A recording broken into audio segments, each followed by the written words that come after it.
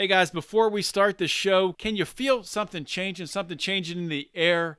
It smells a little different when you walk outside. It's getting, maybe in some parts of the country, we're getting a little colder out. You know what that means? It means it's football season. It's coming upon us, and maybe not all libertarians love football, but it's okay to love football. It's okay to need a distraction from the craziness that we all have to deal with in today's modern world. And what we do on Lines of Liberty, we have a great bonus show called Degenerate Gamblers. Myself, Brian McWilliams, and Rico, we go through our weekly bets every week. We have a league that we have with our Pride members where we're competing against each other. You can get into that. You can get involved in that if you want to. And we have a show every week, too, of course, where we're talking about those bets and games and telling old college stories. It's a really, really freaking awesome show. But on top of that, we've teamed up with an awesome sponsor, Football Insider Edge, and we're going to bring you a deal. Now, these guys are bringing great content. They have a great community, awesome research. And what we're offering with them is, as supporters of this show, they are currently offering you a 20% discount on any of their monthly or full season plans on their website. Just go to footballinsideredge.com and use code LION in checkout to take advantage of this discount today. Doesn't matter if you're just a fantasy football player, if you're a DraftKings or FanDuel, or if you're a degenerate gambler, if you like to bet on every single game. These guys have the content for you to take your gambling, to take your fantasy football to the next level. Check out footballinsideredge.com and use code LION at checkout to get a discount on a monthly or full season package today. We are born free, and we will die free. The time in between, though, that's complicated. In that time, governments, institutions, and our egos will limit our ability to find true freedom in this life. These are real stories of real people overcoming the odds, persevering in justice, and unlocking their potential. Welcome to Finding Freedom. Here's your host, John Oderman. All right. We are live with Dave Smith. Of course, you know him, host of Part of the Problem, a Legion of Skanks, future presidential candidate, possibly. The most consistent motherfucker around. Dave, welcome to Finding Freedom. Oh, what's up, John? Thank you so much for having me, and I apologize for postponing this from the other week, but thank you for rescheduling. Well, thanks for coming on, man. Yeah, I think we originally talked about doing a show, because of course you've been on Mark's show with the debates. I don't know, you've done what, like 10 debates there? It seems like you've done quite a few. I don't know if I've actually done any debates there. No, that's not true. I debated Eric Brakey, which was actually a really good one. And you debated Archie, right? I don't know what you would call that, but something happened on that one. But yeah, I've done Mark's show, before that, like several times, and then I even did Brian's show.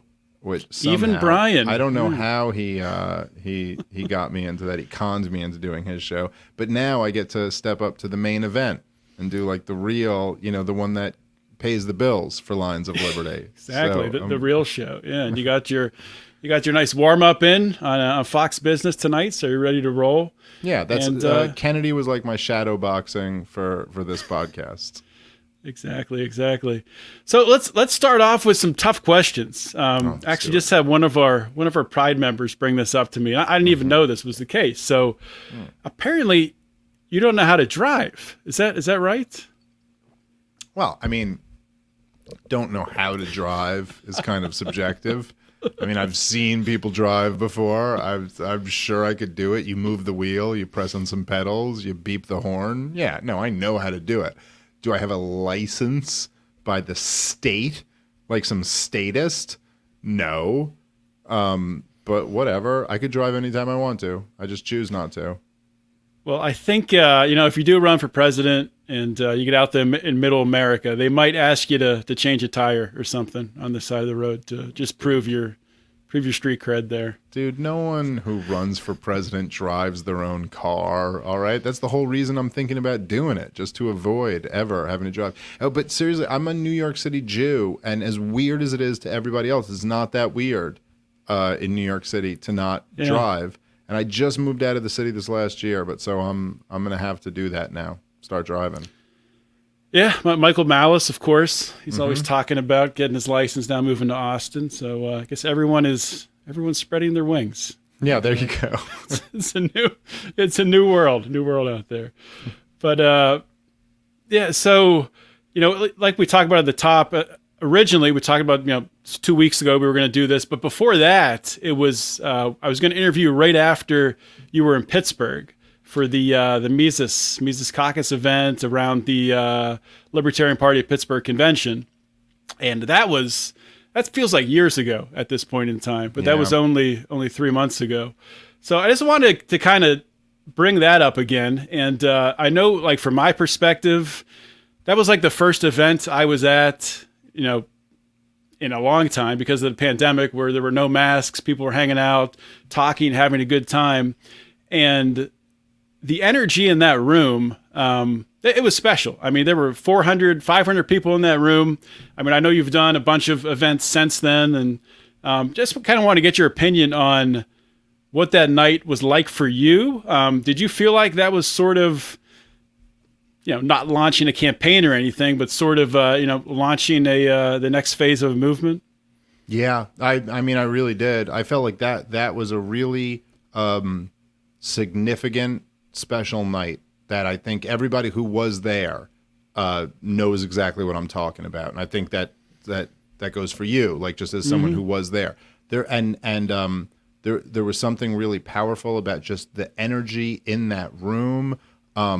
There's something that the Mises Caucus in the Libertarian Party is doing, but we get a lot of we get criticized at this point now from all different angles, right? Like, there's every which is something, as I've learned, comes with success, right? Like, it's not just now that, say, like, the chair of the Libertarian Party is criticizing the Mises Caucus, or the kind of, whatever you want to call them, kind of woke libertarians are criticizing the Mises Caucus. Now you have, like, the kind, more right-wing libertarians criticizing us, and the Republican libertarians criticizing us, and the wealth, power, influence kind of crowd, the post-libertarian crowd. Everyone's criticizing the Mises Caucus. And you might ask yourself, why is it that you don't see us going on a whole thing about criticizing them? You know what I mean? Like, you never see, like, I might respond sometimes when people criticize us, but you'll never see me just, like, taking shots at liberty Republicans, like, going, you guys got to stop doing what you're doing, or taking shots at someone who's removed themselves from politics and saying, I'm just trying to make money and live the best life I can, or, whatever. Like, that, like, we're not going out of our way to criticize those guys, but they are all coming at us. And to me, I really think it's like, look, who else in the liberty world has that type of energy behind what they're doing? Like, what you saw that night. Like, there's something special that's going on here. And that, to me, is like, it's really, it was a really inspiring night. And I was really, or 2 nights, I was honored to be a part of it. And I think that there's nobody else in the liberty space who has that type of energy and momentum and passion behind them. And so it was, I don't know if, like, I watched a little bit of the videos that were put out, and I was like, that's good, but it doesn't quite capture what it was like to be there. And it was really, it really was something special. So I'll always have fond memories of that. And what it was the beginning of, I guess we'll see. But that was, to me, like, which is what we're all following in the footsteps of. It was like, it felt like something like the next chapter of the Ron Paul like campaigns, where it was just like, somehow this guy was able to create this type of, like, energy around these ideas in their purest form. And it was really cool. Yeah, the video doesn't capture, people standing around the edge of the room, leaning against the wall, just trying, people leaning into doors to be able to see it. It was an awesome night. And it's weird contrasting that night, Friday night, to the next day, Saturday, which I was there at the LP convention, and just the bickering and the pettiness that happened there. But It is what it is. That's politics, as they say. So I'm sure there'll be a lot more of that in the Yeah. in the months and years to come. Yeah, well, I think it'll be more energy, more passion, and also more ugliness and all of that. So you kind of have to take the good with the bad, and that's something I've learned, in my career. It's like the more things progress, it's like the more followers I have, the more fans I have, the more enthusiasm I have, but also the more, like negativity and hate and all of that stuff. So that's just, I think in some ways, the cost of doing business. Right. So speaking of your career, nice little transition there you gave me to give. But this show is called Finding Freedom, and one thing that I talk about with my guests is how people are able to find freedom in their own life. And I mean, you're a great example of that, as you've worked your way up through the comedy circuit, built a huge podcast following on 2 different podcasts really, and that's you control the source of your income. I'm just kind of curious to get your opinion on the importance of people doing that. Not saying everyone can do it to the extent that you have, contrasted to people getting politically active. Do you think there should be a balance between the two, especially as libertarians today with vaccine mandates and people could lose their jobs? Or is that something that you really have a strong opinion on? I don't know. I mean, I think that there's an enormous amount of variables and factors in every individual person's life. And it's very hard to make the calculations for other people, because there's so many different factors of what exactly it means to be free. And so perhaps there's certainly some people who working in a cubicle or working some 9-to-5 job, but then allowing their family or whatever, because that's like the most income they can make, to have, other options might be the best thing for them. It's very hard to judge what is best for another individual's life. And I really think that's kind of, that belief is right at the center of libertarianism, that it's very hard to say for someone else. But I can say for myself, and then just put that out there to maybe somebody else is in a similar situation to me, that it was certainly, like, I do not at all regret that I was able to put myself in the situation where I am my own boss and I don't have to work someone else's hours, and I can kind of control my own destiny and my own income to a greater degree than somebody who is just has a standard job. I also think that it wouldn't be completely honest if I didn't acknowledge that there is a certain degree of luck that played into that. So there certainly was a lot of hard work, and I've been at this for years, but I found what I wanted to do early enough in life. That's a huge factor. I had enough ability to con people into thinking I had ability, or whatever, it might be. But some would call that an ability in itself. Exactly right. So whatever level of ability you want to call it, I had enough of that to make it work. But look, if I had just found, when I talked about the timing earlier, if I had just found out that this is what I wanted to do a couple of years ago, well, I got a kid, I got another kid on the way. I wouldn't be able to just put the 12 years into this that I did put into it before it started really paying off. So there's just so many factors involved that it's hard for me to say there is this like one size fits all solution for other people. So I think you have to figure out what you value the most in your life, and try to put yourself in a situation to focus on that as much as you can. And so it's very hard to say what anyone else should do. If you have kids, and maybe you have like a big family, and maybe if you move out to some rural part of America, you can live for very cheaply, and you can be with your family all the time and have more freedom by working some different type of job. Maybe that's the best path for you. I don't know. I really do think it depends on the kind of subjective values of the individual, where you're located, what the circumstances in your life are. But I definitely think that there's more opportunities in 2021 to forge your way independently than there have been in previous generations. So if that's something that means a lot to you, then there is a lot more opportunity to do things like that, where in my grandfather's day, basically all the men were just going to go work at some factory. And that doesn't have to be your life anymore. So That's something to consider. No, that's a great point. And that's really something that Mark and Brian and I have been talking about recently, and thinking about, ways, directions to take this show. Talking about the philosophy can get a little stale over time, but helping people really to, have the tools and the knowledge to find their own liberty, like you were just saying. I mean, that's different for everybody. Kind of, forcing liberty has to look this way or has to look that way.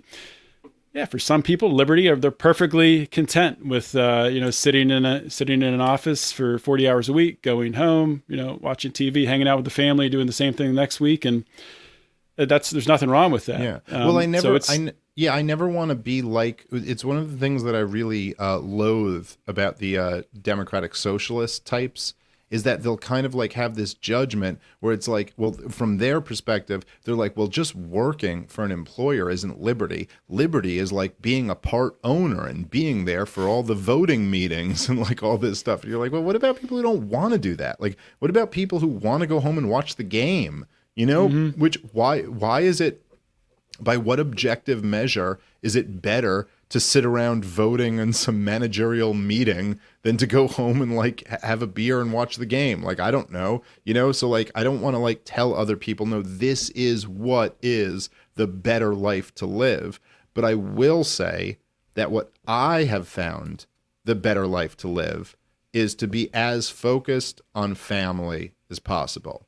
And that is that'll be the one thing that I feel comfortable enough to kind of put forward, particularly to younger men who I have a lot of in my audience, that I'm not saying you have to be this way, and I'm not judging people who don't have families and stuff like that. But to me, having gone through, the experiences I have and having led the life that I had, it's painfully obvious that all that really matters in this world is family. And that the more, if you're prioritizing anything above that, I think there's a very high likelihood that you're going to look back and realize that none of that other stuff really mattered. And so that's like, I feel comfortable saying that, but again, not comfortable enough to say that you must live this way or that this is the better life. Just that this has been my experience and what I've learned. No, I agree with you there too, and that's been my experience. Having a 5-year-old daughter now. That's my world revolves around her, and it's kind of crazy with what's happened with the political landscape, that due to mask mandates and vaccination mandates and maybe passports coming. Really, I can't remember in my lifetime a wedge being driven really in something that the electorate feels. Everyone's feeling it to some degree. There's families that are totally split. Get vaccinated, don't get vaccinated. Vaccines should be mandatory. They should be voluntary. That people aren't even talking to each other. There's, in the school district my daughter's in, this is kind of null and void now since the governor just implemented a mask mandate for the whole state today. But back and forth between, not even all parents agree on masking their children or not, or I'm anti-mask or I'm not masking their children, but just to see communities kind of ripped apart. And it's going to be something to watch what happens in 2022 at the midterms and then into 2024. So what's your view on that? Do you think that these issues that are so at the core of everything today are going to last here for the next few years, or do you see a pivot happening? Well, I think that, God willing, We won't be looking at as draconian of a state of, the COVID regime as we are right now or have been through the last 16 months. But who knows? Maybe it's worse. I mean, that's kind of hard to say. And I don't think it's predetermined. I think that depends on how, people write history, and it depends on how all of us and all of not of us, act going forward. But I think there's almost no question that at least some of the remnants of the COVID regime will still be with us. It's certainly in 2022 and almost definitely in 2024. But to the broader point that you're making, I think it's like this is something that libertarians almost should have been able to predict, even though many of us didn't. Certainly I didn't exactly completely understand how it would go, but that politics poisons everything. And so, of course, as we've all kind of said, like on paper, it's like, well, George W. Bush, like tremendously grew the size of government. And then Barack Obama tremendously grew it from where he was. And then Trump grew it from there. And now Biden's making it even bigger. And you wonder why everything has become politicized and why that's completely poisonous. But it's I was talking about this when I was at Freedom Fest, talking to an audience of kind of like a lot of libertarians and a lot of right-wingers. And I was like, look, man, like we have so many disagreements, so many differences, but when they're not politicized, almost no one cares. Like, and I looked into this crowd of like, several hundred people, and I was like, look, we got right now in this crowd, we got Christians sitting next to atheists. That's just, I guarantee there's some Christians sitting next to some atheists. And what could be a more fundamental difference than that? I mean, this Christian believes that you are going to burn in a pit of hell for eternity because you don't accept Jesus Christ into your life. And this atheist looks over at you and thinks you are goddamn delusional and that your most cherishly held beliefs are stupid and wrong. But you're sitting right next to each other and you'll probably go have a beer after this because it doesn't matter. Because politics aren't involved, because none of this has anything to, but once politics are involved and one person's a Trump supporter and the other one's a Biden supporter or whatever, with this COVID thing, one person supports the mandates and one person's against the mandates, the question is now who's going to rule the other one? And so you almost have to go to war to figure out who's going to take this over. And so I just think so much of our whole culture now has been poisoned by how much politics is pervasive in everything. And what I'm hoping, and I think we all should hope, and I think there's a reasonable assumption that this is true, is that a lot of people are really tired of this. And that's kind of our opening. If we can go just like a lot of people are tired of this. Let's just agree to, okay, go in peace, brother. You can go have your school that's masked up or whatever, but I don't want to send my kids to that school. In fact, I won't send my kids to that school, and I will kill someone before you force me to send my kids to that school. So, like, I'm going to go in this direction. And that's the best case scenario for this country, is that at a certain point we can go, okay, there is no way that we are going to synthesize the cultural values of Alabama and Portland. Like, they're not going to be. But we could say Portland can live how Portland wants to live, and rural Alabama can live how rural Alabama wants to live. That's the only compromise. Yeah. There's obviously, regionally there's that, but it's also, I mean, it's communities against each other. But I do think that is still the answer. I mean, because you can't have a school district where half the school district wants to mask the kids and the other half doesn't want to. You got to split it in two. Yeah. And I mean, these are the decisions that are going to have to happen. And I could not agree with you more. I mean, I'm exhausted with this stuff. Like I've had it. There's no escaping it. You go to work, you talk to friends, you go out for a beer, you talk to your family.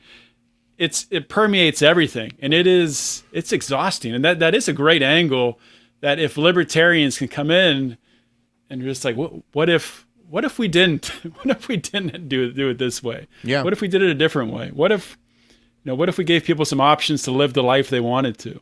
Well, and also I think that libertarians should notice, and I've been saying this for quite a while now, but notice that I don't think, and I'm not saying this in like, I mean, I guess it is to some degree conspiratorial, but I don't think I'm speculating wildly, that it's not a coincidence that, you look around so much at like the powers that be. And I'm not talking about like some mom and pop shop or some YouTube channel or something like that. I'm talking about like the most powerful entities in the corporate press, the federal government, the CIA, the FBI, like really powerful groups of people. And you just watch them pushing these culture war issues, like pushing these issues that divide the American people. And you're like, well, why is it exactly like, from the libertarian perspective, you go, wait, so as this empire is crumbling and dying, all the powers that be are pushing a culture war? I think there's something to that. And I think that as you like the way I always put it was that Occupy Wall Street and the Tea Party were only like a 5-minute conversation away from realizing that there was nothing in conflict between what they were saying. Like that they were all like we shouldn't have bailed out these big banks, and they're like, we should stop big government, and then like they'd almost be together for a minute and be like, wait, why are we enemies again? Like, yeah, that's kind of, we're all kind of saying the same thing in different ways. And I think it was a very concerted effort to break the possible unity of real left and right dissidents apart and to kind of pit everyone against each other. And I think that libertarians, like, if we have a role in all of this, it would be to, point out to people that it's really not your neighbor versus your neighbor. It's like that both of you guys are all being screwed over by all of these powerful organizations and institutions. And, that's what we should try to insert into the conversation, I think. Yeah, it's that's a good plan. It's going to be difficult to do, obviously. I mean, there's just so much fear out there, coming from everywhere, from the mainstream media, from alternate media. But you have to have hope, and the hope that I have recently, at least, is a bit of a white pill moment. Is in my local community, getting involved in local politics with these school boards, is meeting so many people who, they don't know it, but they sound like libertarians in the things they're saying. They're just kind of natural libertarians. So I'm trying to make connections that way and get to know more people. But it could be a red pill moment. I think it is a red pill moment for a lot of people, probably mostly all on the right, since the left seems to be 100% behind masking and mandatory vaccination. But yeah, well, hopefully there's some potential for some good left-wingers to wake up. But, I don't know if we really even need to. There are certainly situations where you want to focus on a group that's more likely to yield returns, and stuff like that. Mm-hmm. But one of the things, like, I can't stand the whole black-pilled, like, even thought. And I think part of that is, and I'm sure you can relate to that, but part of that is having young children. Like, I don't have the option to be black-pilled for the future, so I don't care. Like, if you told me there's a 1 in a million chance that my daughter can have, like a good life, then okay, let's talk about that chance. And what do I have to do to get toward that chance? I don't have an option to go, oh, it's hopeless and blah, blah, blah, And I hate that stuff. And I also hate, like, there's a lot of people who kind of, like, criticize that my basically my goal or plan of, like, to spread the ideas of libertarianism, and they'll feel like, well, we're too far gone, we can't even worry about spreading these ideas. And it's like, dude, you're just, like, fucking quitting early in the game. And to just accept that, well, people will never accept these ideas or anything like that. It's like, we had, like, as far as I'm concerned, we had the Ron Paul moment and basically nothing else ever. Like, there's never really been a real libertarian, like, really preaching the pure message, except for him on a large scale. I mean, not to say that there aren't, like, great podcasts and stuff, and he generated, like, enormous amounts of enthusiasm, raised tens of millions of dollars, had tens of thousands of people at all of his rallies and all of this. And it's like you said, you go around, especially after the last 16, 17 months, and you see people who are, like, furious at all of this stuff. 99% of them have never been introduced to, like, the ideas of freedom. If you just want to give up on the idea of doing that, like, okay, fine. I don't begrudge you for it. Go live your life. But like, don't try to convince me not to try to do that. And I think there's, it's like the way life always works. It's this double-edged kind of thing. But as awful as everything has been for the last 17 months, there's enormous potential in all of that, because so many people really are waking up to how bananas this is. And a lot of people, especially adults, still remember February 2020. And they're like, holy shit, this is weird, man. Like, this is so weird that we're living in this life, and we got to hang on to that, especially now, because that February 2020 is just getting further and further away. So I think now is not the time to like get frustrated and give up. Now's the time to like really double down. And like you said, like try to be as present in your own community and as you can. Mm-hmm. Yeah, I mean, I don't want to speak for other people and their views, but like I think from my perspective, when we look at the liberty movement, and I do agree with you, there's an opportunity to spread the message of liberty, to expose people to these ideas, but at the same time, and I do agree that using politics to do it is a worthwhile way. Comparing like when Ron Paul was running to today, I mean, it's night and day, just the political atmosphere. But I guess the thing that I have trouble envisioning, and maybe you can help me kind of let me know what you've been thinking or envisioning for the next 10 to 20 years of this movement, of the liberty movement. What does it look like? So I can't envision the political elites allowing the Libertarian Party to gain power. I'm not saying that Donald Trump had the election stolen. I'm just saying that our election systems are set up for elections to be stolen. And just every election has that same opportunity for that to happen. So do you envision this change happening through the political arena, or just by sort of growing the numbers of people who are on our side and initiating change that way through businesses and culture? Yeah, well, so absolutely no question. I see it through growing numbers and changing culture. But I also think that that's very, very powerful. So, but I should be specific. When you say in the political arena, I mean, there's lots of different political arenas. So if you're talking about like local elections, those are things that are very winnable. And people can go win local elections. And honestly, I don't care whether you're in the Libertarian Party or the Republican Party or even the Democratic Party, I suppose. If you believe in liberty and you want to try to get liberty in real people's lives in any way you can on a local level, I think that's fantastic to do that. Look, the idea that if we're talking about the federal government, that libertarians are going to win power in the federal government and then roll back this Leviathan forget even the elections being stolen or rigged or anything like that. There's just so many other factors involved. It's like the elected officials don't even really control the federal government. They're kind of just there. And there's, it's not just like the deep state and the bureaucrats and the lobbyists and all of this. I don't see anything about that. I mean, look, if one got in, great, give it a shot. But that certainly is not like I'm certainly not like saying like, I think that's going to be the solution. I think that's unlikely. And that's an understatement. I think it's almost impossible that that's what's going to happen. However, I think a mass movement of waking people up is enormously valuable. And you know what? You know who else agrees with me? Is the ruling elite.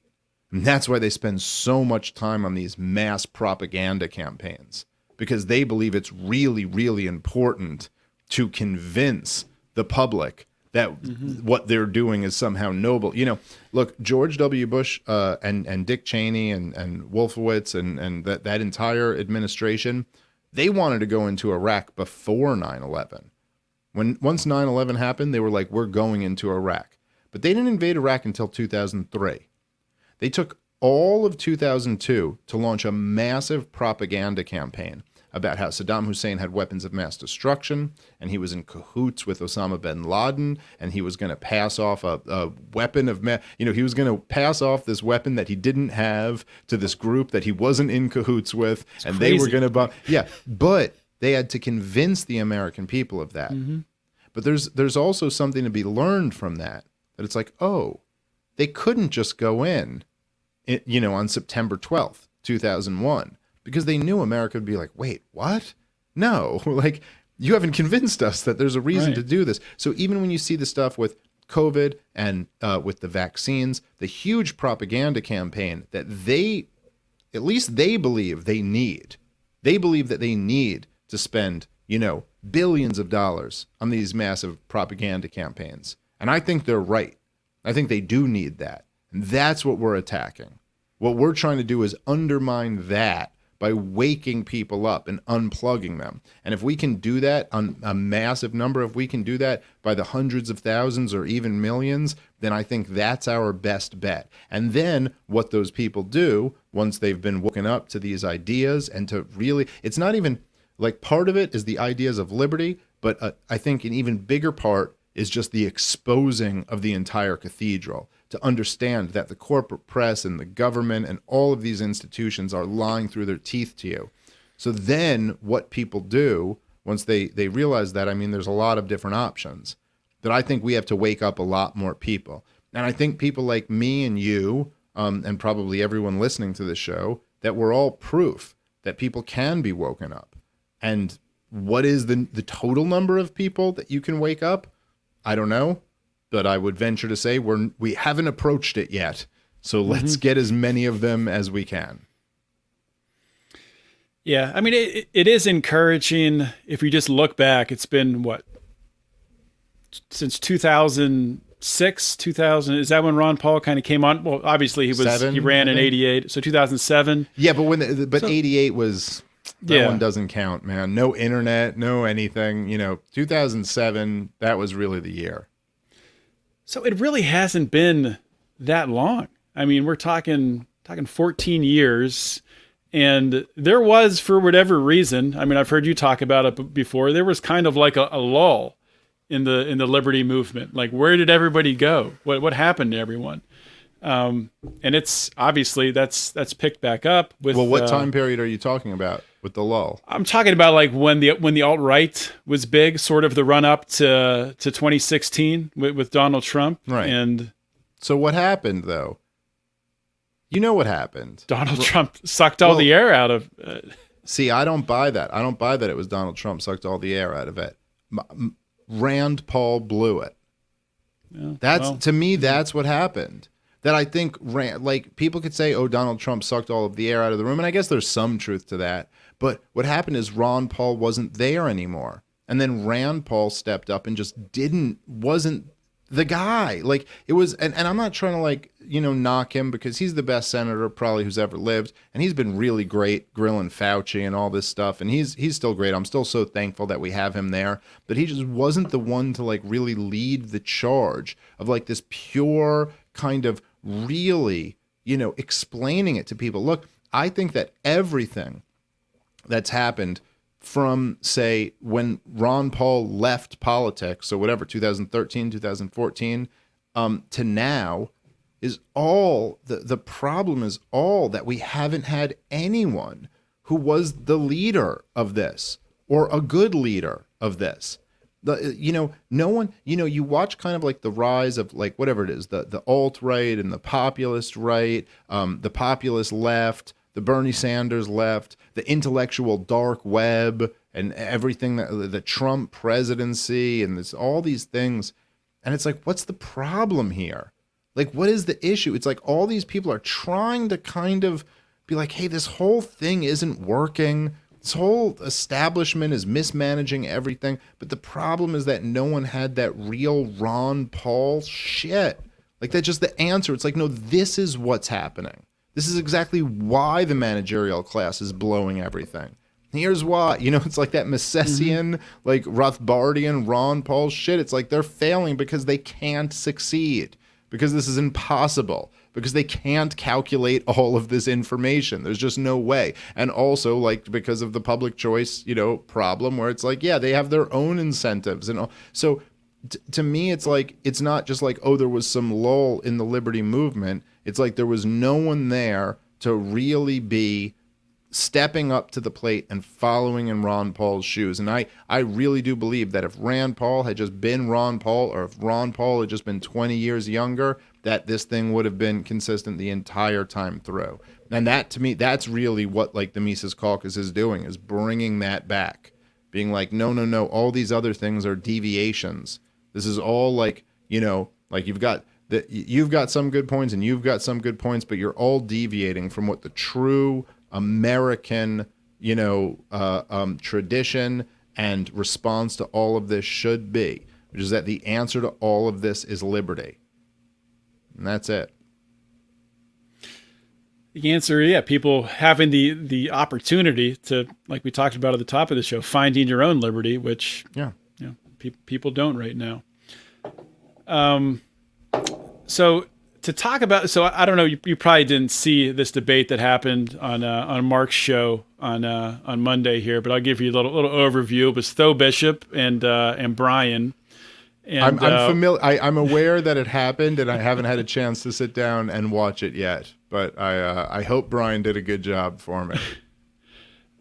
So I think it was a good debate. I'm not going to say who won because I don't know. I like both of them, so I'm not going to pick a winner. But essentially, what they were getting into, and they didn't really narrow it down to this question, but this is kind of the question that sparked the idea for the debate. So if you imagine 2024 and imagine that it's Ron DeSantis and it's Kamala Harris, and imagine yourself running as well. So the three of you and whoever else, the Green Party, doesn't matter about them. So imagine that Kamala Harris is running on this platform of, we need mandatory vaccinations. We got to vaccinate every man, woman, and child in this country, or there's some penalty, some fines, something damaging to the people. You have Ron DeSantis saying there'll be voluntary vaccinations, voluntary masking. Kamala Harris is saying mandatory masking. Maybe maybe Kamala Harris is even talking about quarantine camps like they've done in Australia. Just paint sort of like the most, diametrically opposed picture. And of course, Dave Smith on the other side is just saying, this is nuts. What are you guys talking about? But imagine the election is very close, and it comes down to like a state like Florida, where they're neck and neck, and you're polling well there too. But if DeSantis was able to get your votes, then he would beat Kamala Harris and win the election, and we wouldn't have mandatory vaccinations. I'm not asking for like an answer to what you would do in that situation, but as you start to like think about running for president, do these situations come into your mind? Do you put thought into things like that occurring and how you would react? Well, that's an interesting thought. I mean, maybe not that one particularly. So I guess I would say that I would have more concerns about this if a libertarian were running. Let's say DeSantis was running for re-election for governor of Florida, and he was neck and neck with a Democrat, and a libertarian was running and taking a couple percentage points away that would give it to the Democrat. I'll say this flat out here, and this might get me in trouble with some of the people in the Libertarian Party, but as you know, I really don't give a shit about that, so I'll just say it. We should not run anyone against DeSantis as governor in the state of Florida. We should not run anyone against Kristi Noem as governor in the state of South Dakota, and we should not run anyone against Abbott as governor in the state of Texas. This COVID thing, these lockdowns and these vaccine passports and all this is too serious of business to try to be the difference where we could end up electing a Democrat who is then I mean, if we really care about real freedom and real people's lives, then we can't just ignore that these three Republican governors actually, in the face of the world who was locking down, were Again, they weren't perfect. I guess Kristi Noem was perfect, but the others weren't perfect, but they did a lot better than the others. And we should, since we actually value freedom, we should care about that. And that would be my opinion. And I would, particularly in the case of DeSantis and Kristi Noem, I'll get pretty active opposing that if that is to happen, that they would try to do that. However, as president, this is a whole different situation. And really, the president isn't going to determine, lockdowns or vaccine mandates or any of these policies. They're going to be determined on the state level. And the idea that DeSantis was really good on COVID as a governor, and so now we should make him president. I mean, this just seems like a strong argument that he should stick right where he's at as governor. DeSantis as president, I don't know. I mean, like Donald Trump was the president through 2020, and what did that do to hold off any of this COVID insanity? I mean, through the worst, most vicious, liberty-crushing, lives-crushing lockdowns, Donald Trump was the president. And he was sitting there saying all the things he's saying, oh, they're just trying to tank the election and the blah, blah, blah, and then let it all happen. So what are we going to have DeSantis now imitating Trump's hand movements and doing all that while it all still happens? I don't know. I'll tell you, I think that one of the things that people really, particularly on the presidential level, that people really get wrong about politics, and I was trying to explain this on my show to the right-wingers who listen to my show. I have a decent amount who listen to my show. The Nazis, yeah. Yeah, the Nazis. It's primarily a Nazi show. And to the Nazis, they're only like 90% of the audience. But I was trying to explain to them, and I was trying to argue that, look, even from a right-winger's perspective, it might be better if Joe Biden is the president than if Donald Trump is the president. And I think this is something that people have a lot of trouble with in like understanding politics, because it's so easy to be a binary thinker and to just go, well, no, my guy winning is better. But sometimes you'd rather have the worst version of your enemy in there than an all right version of your champion in there. And all Donald Trump really accomplished for right-wingers was to be the best recruiting and fundraising tool for your enemies that they've ever had. That's it. Did the culture swing in some right-wing direction because Donald Trump was president? Did the government swing in some right-wing direction because Donald Trump was president? No. I mean, none of it happened. There was basically the continuation of the progressive takeover of everything. And so I don't really have some concern that I would get Kamala Harris elected over DeSantis, Israel's best friend and big critic of Obama's Iran deal and all that. I don't think he'd be a good president. I don't think she'd be a good president, but at least she'd be a transparently non-human lizard person, awful, unable to rally a group of people to do anything president. And so my mission in that is like, I don't care which one of them ends up winning. I'm here to try to spread the message of what is real and what is true and wake as many people up as possible. And we can, if you want to play this game of being like, well, we have to support the candidate who's 5% or 10% better than the other one. I mean, there's an argument to that, I suppose.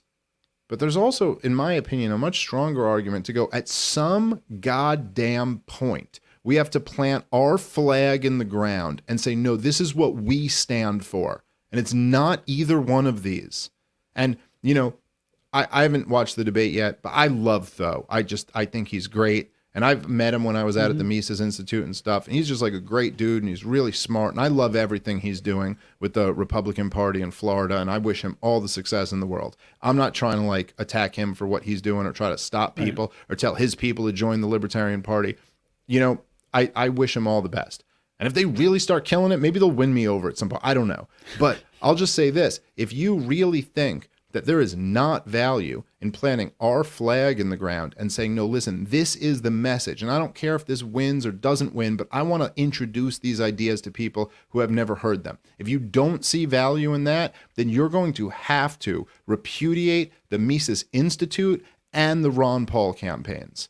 And so that would be my criticism for Tho, is that if you're not prepared to do that, which I don't think Tho is willing to do, then okay. Then stop trying to get in my way as I'm trying to do this. If you don't think there's value in educational campaigns and in converting people and changing people's minds, well, then what the hell was the point of the Ron Paul presidential campaigns? And what the hell is the point of the Mises Institute? And as far as I'm concerned, that's the greatest 2 campaigns in the history of the world and the greatest organization in the history of the world. So I'm not ready to repudiate them, and I don't think Tho is either. So that's it. Go do what you're doing. But as far as the question you asked goes, I'm not concerned about preventing Ron DeSantis, who would be the next warmonger president, from being in there. That's not a concern of mine. I mean, it's obviously major hypothetical. And honestly, I think what's going to end up happening is I think Kamala Harris will probably be president pretty soon here. And she's going to be so horrible that the Democrats might decide they don't want to run her again. So who knows who it will be. But it's possible. 100% agree with you on, it's like the Trump supporter. It's not necessarily a better thing for them that Donald Trump didn't win. I mean, it wouldn't have been better if he won. Well, it's debatable. Well, a great example of it, though, is, I'm convinced if Trump did win, I'm in Pennsylvania, you're in New Jersey, right? We would both be in lockdowns right now, like full lockdowns. I would bet my house on it, because it would just be the response, and all Delta would be called the Trump variant, and it would be the whole thing would just be you a, would have had, listen, mess. I'm almost certain, I mean, they make a big thing about January 6th or whatever. You would have had mass rioting, just that. You would have had mass rioting after Donald Trump was reelected. You would have, I think this whole summer would have been filled with like violent protests, if you can call them protests. I mean, just that alone. What would you get that's worth that? You know what I mean? Like and I'm convinced of that. There would have been, I bet, hundreds of millions, if not billions of dollars more of property damage and violent assaults and all of this stuff. I think all of the Democratic governors would have completely overreacted again, had to go even further, with the we have to crack down because the federal government's so awful. I think that the MSNBC, CNN, the New York Times, the Washington Post, all of their ratings and stuff would be way up from what it is right now. The Southern Poverty Law Center's funding would be way up. The cultural, just the leftists in general would be more hysterical and energized. And what would you get that's worth all of that? Now, I don't know. Now, you also could say, because I'm not saying this is a clear-cut thing, there's an argument here. You wouldn't probably have this whole domestic war on terrorism being turned inward on right-wingers. That is pretty scary. There's other scary stuff going on. So I'm not trying to make it like it's, I'm just saying that you should at least consider the possibility that it's not so clear-cut. There's costs and benefits to each one. And I think that's hard to argue with. No, it's a valid point. And, with looking how things are kind of playing out with what's happened, how Joe Biden is just falling apart as the president, I think, and there is an opening, and people are seeing they've seen the incompetence of both of the major parties.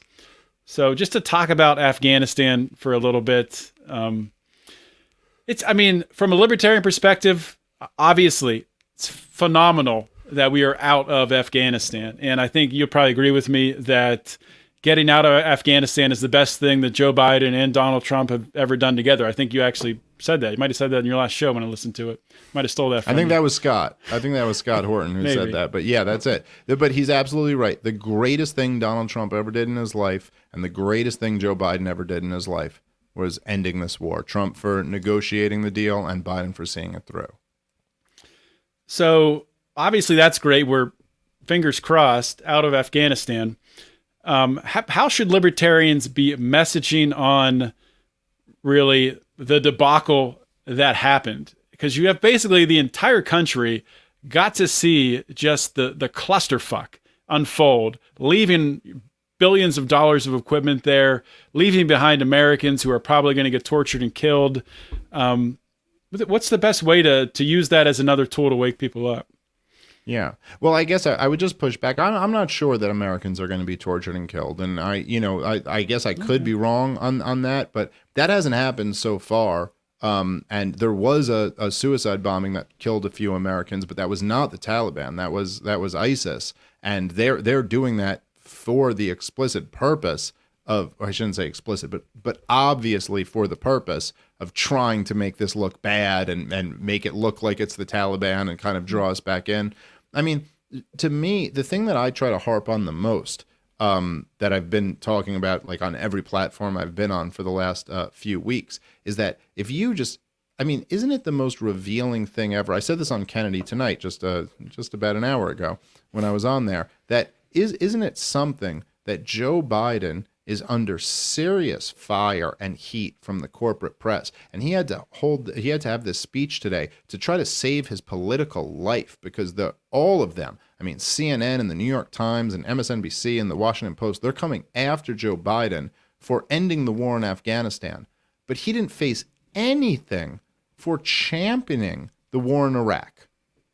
I mean, doesn't that in itself just say something to you? I mean, okay, this is ugly, and you know, I guess things could have been done better. I'm not even sure, but you know, the fact that you end a war and then everyone freaks out, but say like Obama could just destroy the nation of Libya, Syria, Somalia, Yemen, and there's like not a peep out of the corporate press over that. They all like, there's a reason why we see these images. We see these images, these horrible images. The guy, being thrown out of the helicopter. I don't know if he was hung or not. Out of that helicopter from the Taliban, or the people jumping off planes, or putting their babies over the fence to give to soldiers. Mm-hmm. Oh, we all see those, and we have to be all tears and pity. I mean, if we saw images of the war in Yemen like this, and this is what makes you realize just how evil the corporate press is. They could have ended this fucking war of genocide in Yemen in a fucking month if they cared to show the pictures of what's happening. As you have, I mean, I think there was something, I might mess up these numbers a little bit, but there's been hundreds of thousands of deaths. Don't worry, we'll get it. We'll get a fact check on you, Dave. Sure, go ahead. But there was I think they said almost 1 million cases of cholera, and then it was kind of disputed whether it was cholera or other like viruses and things that are like cholera, but they were disproportionately affecting babies and old people. I mean, you have the number of babies that have died in Yemen is probably over 100,000. And these are babies dying from vomiting to death, diarrhea to death. Show some images of that. You could end this whole thing. Like, you guys have the power to generate so much outrage whenever you choose to, but they choose to do it only when someone ends a war. And they'll do it, the guy Joe Biden, who they've been carrying this whole time. They'll turn on him on a dime for ending a war. Just like Donald Trump, the guy they were bashing the whole time, they'll turn on a dime and praise him for bombing Syria. And so I think the libertarian message here is that this whole thing is not what it's being portrayed to be. And that no, the real disaster isn't leaving Afghanistan. The real disaster was the war in Afghanistan. And I don't know that Biden could have done any better. I don't know how many options he had. I mean, I really do think he gave a speech earlier today, and I the speech was okay. It was parts of it were good, parts of it were bad, but parts of it were obviously political. But I think the essential message that he had and the reason he gave the speech, I think he was right when he said there was no option for a middle ground. There was a negotiated ceasefire contingent on us leaving, and if we didn't leave, then we would need to send in at least like 20, 30,000 troops. And that's not with any possibility of winning. I mean, we couldn't win with 140,000 troops. We're not going to win with 30,000, but we'd need at least that if the Taliban wanted to go back to war with us. I mean, the Soviet Union couldn't win with 500,000 troops and just carpet bombings. So what is it going to take for us to win, this war? It's probably going to take a lot more than that. But I think this was the only option. And in terms of getting people out or all of that, I think it was a mess and a scramble and the whole thing's ugly, but I just don't buy into this thing where it's like, the one guy who ended a war now has to be just kind of like demonized for doing that. Like, Man, fuck that, dude. Demonize George W. Bush for starting 2 wars that we didn't need to be in. Obama for extending those wars to 5 other countries. That's who should be demonized. And Donald Trump for continuing them throughout his entire presidency. I give Joe Biden credit, and I hate Joe Biden. You know, he's the architect of the worst policies in America. But I give him credit for ending this war. I give Trump credit for negotiating the withdrawal, and I give Biden credit for sticking to it. Yeah, I mean, I guess the thing, the white pill moment in this whole Afghanistan thing, and I mean, I do give Biden credit. I just don't believe Biden's making the decisions. I think this is something that, you know, his inner circle realized needed to happen. Who knows what other external factors are at play? Obviously they. Wouldn't you think they would love to stay at war? I mean, what I know they would, right? So like, this is the thing, right? So you see the entire corporate press coming down so hard on Joe Biden for leaving, right? And you know that the entire corporate press, like, that half their staff are like CIA, NSA, you know, deep state guys, right? And then, you know, on top of that, the other staff, they're getting advice from all of those guys, right? Like, that's who they talk to. They're like, well, the officials at the Pentagon tell me this and this and that. And the fact that they're throwing Biden under the bus for this kind of tells you that, what? That the Pentagon and the CIA and all of these guys they're trying to put a pressure campaign on Biden to not do this. And I got to say, I mean, it's possible, and you could believe that Joe Biden isn't really making these decisions and someone else is, but I don't know. I don't think he would be getting so much pressure from the corporate press if it wasn't that he was actually making these decisions. And I'm sure there's some other people in his cabinet and stuff who agree with him, and probably a whole bunch who don't. But I got to say, I actually do think there is, as Scott Horton has addressed before, that I think there's actually something personal in this for Biden. And I think there's a reason why he did this. And don't, forget, Biden is a corrupt politician, but I don't think he's Hillary Clinton. I don't think he's Dick Cheney. I think he's the credit card company's man in Delaware. You know what I mean? Like, I think he's a corrupt politician. He's like, this has been a good run, and I'm raking in the money, and I'm doing good for my family. And he's kind of this bloviating narcissist and all of this. But I think that, as Scott has pointed out, that he lost a kid in the war in Iraq. And, both of us being fathers, we can kind of imagine what that's like. And he knows that Bo died from his exposure to the burn pits in Iraq. And he's mentioned this. He's talked about this before, that he knows that that's where he got his cancer. He knows he got his son killed, and his good son, not the crackhead son, the good one. He got him killed. And I think that weighs on him. And he's mentioned that. He mentioned that in his speech today. He's mentioned that almost every time he's talked about ending the war in Afghanistan, that he's like, I sent my kid to Iraq. I won't send anyone else's kids there to die. And I think that actually the most likely scenario, again, who the hell knows, but I think the most likely scenario is that he really stuck to his guns on this one. And he knew the only options were to surge or to end it. And he was like, I'm not going to send more people's kids to die for this war that we know we can't win anyway. I could be wrong about that. I'm speculating, but that seems to me to be the most reasonable or the most likely thing that's going on here. That's what we do in podcasting. We wildly speculate. That's what people love. There you go. But Dave, we're at about an hour now, so thanks for coming on the show. If you want to plug, I don't know if you have any comedy shows coming up or any protests coming up at your comedy shows that people that was it for a little bit. The last one was it for a little bit. My wife's gonna have a baby in October, so I'm not going on the road for a few months. I'm gonna stay home and be around. I was already nervous as shit going on this last one, and I just can't. Getting too close. We're only a month out, so I gotta stay close to her and my little girl. So I going on the road for a few months, but 2022 I'll be out all year long and stuff. So wherever you are, I'll try to come to a town near you. But part of the problem, at Comic Dave Smith on Twitter. And that's all. And thank you, John. It was a pleasure, man. Yeah, thank you, Dave. And enjoy the time with your family. And congratulations on the birth of a son, right? You're having a son? Yeah, got a, right? yeah, So, that's right. Having a boy. Got the girl, having a boy now. enjoy the time off, and thanks for coming on the show. Thank you, brother. Have a good one. What an awesome show that was today, getting to chat with Dave Smith. Just, I'm so grateful for when Dave has the time to come on Lions of Liberty, and especially to come on my show and talk with me. I know he's a busy guy.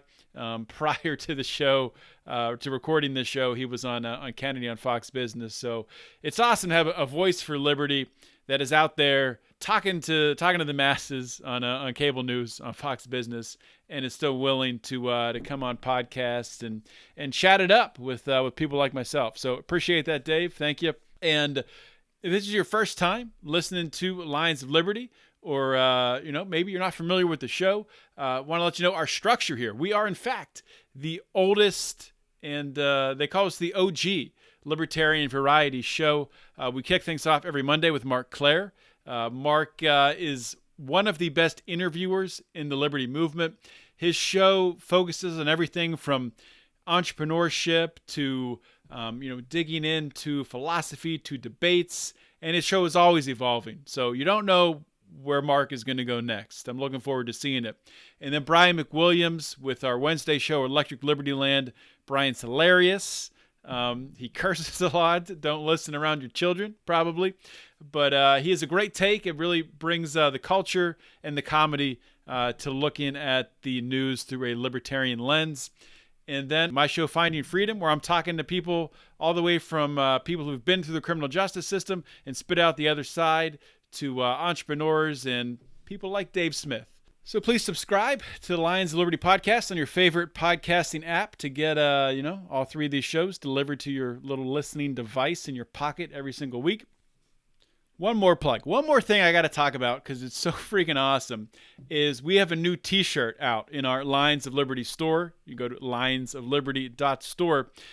It's a hands up, don't nuke t-shirt. It's got a little redneck looking guy with his hands up in the air, big letters, hands up, don't nuke, with the bombs pointed at him. It's fantastic, phenomenal. Wear it to a party, wear it to a restaurant, wear it to a family event. You're going to be the center of attention, and you can turn the conversation to talking about the ideas of liberty and changing this world, flipping this world on its head. So hope you guys enjoyed today's show. I enjoyed it very much. Please tune in next Monday. Mark's going to have another great interview. We'll talk to you next week. Always keep your head up and the fire's liberty burning.